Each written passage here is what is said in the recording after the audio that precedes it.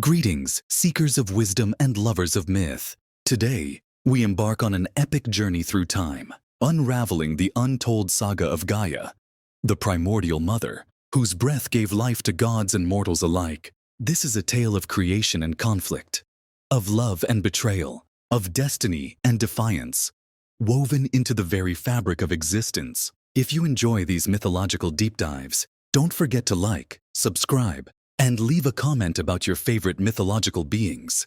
Whether kings, warriors, demons, angels, or legendary creatures. Now, prepare yourselves for an odyssey into the ancient world, where gods clashed and empires rose and fell beneath the eternal gaze of Gaia. The birth of Gaia and the first age of the cosmos. In the infinite void before time, when chaos reigned supreme, there was neither sky nor sea, neither sun nor star. It was an abyss of formless potential, a chasm from which all things would be born. But within this cosmic darkness, something stirred. From the depths of chaos emerged Gaia, the earth herself, a living, breathing force of creation.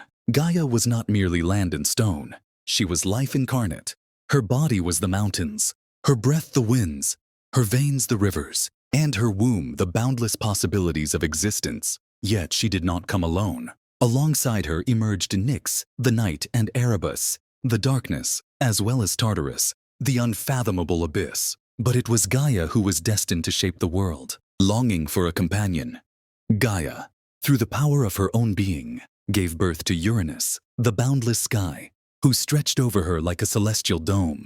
Together, they formed the first union of the cosmos, earth and sky, the foundation upon which all would be built. The reign of Uranus and the betrayal of the Titans. Gaia and Uranus bore many children, divine beings known as the Titans. Among them were the mighty Oceanus, ruler of the seas, the wise Coeus, the fiery Hyperion, bringer of light, the nurturing Rhea, and Cronus, the youngest but most ambitious of all. Yet not all of Gaia's children were blessed with beauty. From her depths came monstrous beings.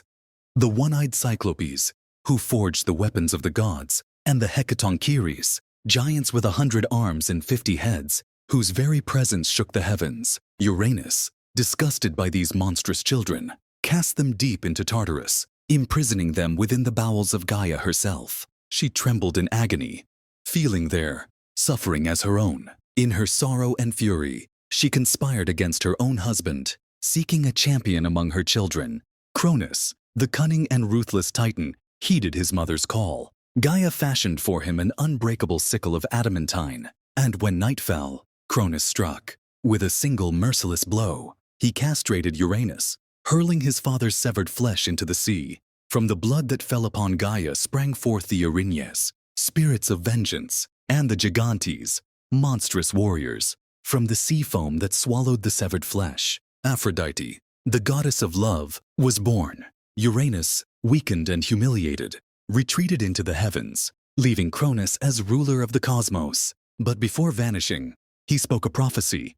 You too shall be overthrown by your own child, the age of the Titans and Gaia's silent vengeance. Cronus took his sister Rhea as his queen, and together they ruled the world. Yet, fearing the prophecy of his father, Cronus devoured each of his children upon their birth. Hestia, Demeter, Hera, Hades, and Poseidon. Gaia watched in sorrow. But she knew that fate could not be denied. When Rhea conceived her final child, Zeus, Gaia guided her to a hidden cave on the island of Crete. There, she gave birth in secret, entrusting the infant to the nymphs and the mighty goat Amalthea. To deceive Cronus, Rhea handed him a stone wrapped in swaddling clothes, which he swallowed without question. Zeus grew in strength and wisdom, nurtured by Gaia's will. When the time came, he confronted his father, forcing him to regurgitate his swallowed siblings. Together, they waged war against the Titans in a cataclysmic battle known as the Titanomachy. Gaia, though a mother to both sides, had not forgotten the suffering of her buried children, the Cyclops and Hecatoncheires. She guided Zeus to free them from Tartarus, and in gratitude, they forged weapons of divine might. The thunderbolt for Zeus, the trident for Poseidon, and the helm of invisibility for Hades. With these newfound allies, the gods triumphed. The Titans were overthrown, and Cronus was cast into the abyss of Tartarus. But Gaia, now wary of the new rulers, knew that the cycle of power had not yet ended.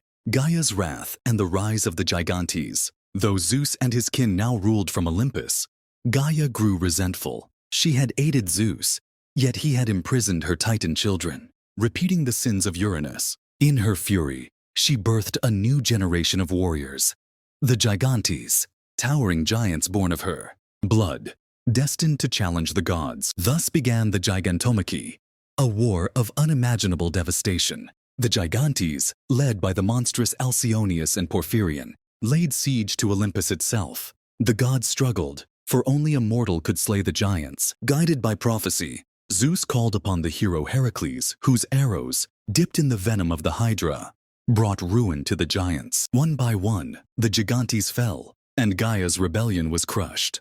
Yet still, she would not accept defeat. Typhon, Gaia's last great challenger. In her final act of defiance, Gaia bore a son greater than any before.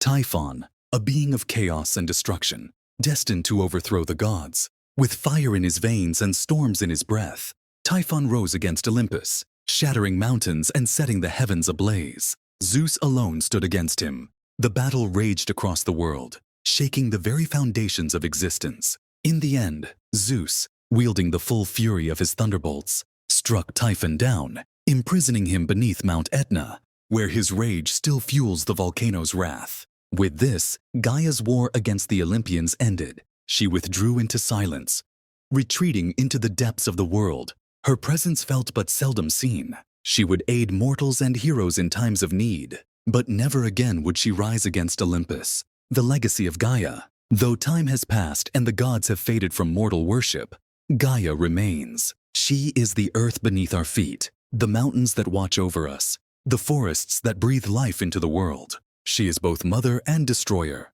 giver of life and harbinger of doom.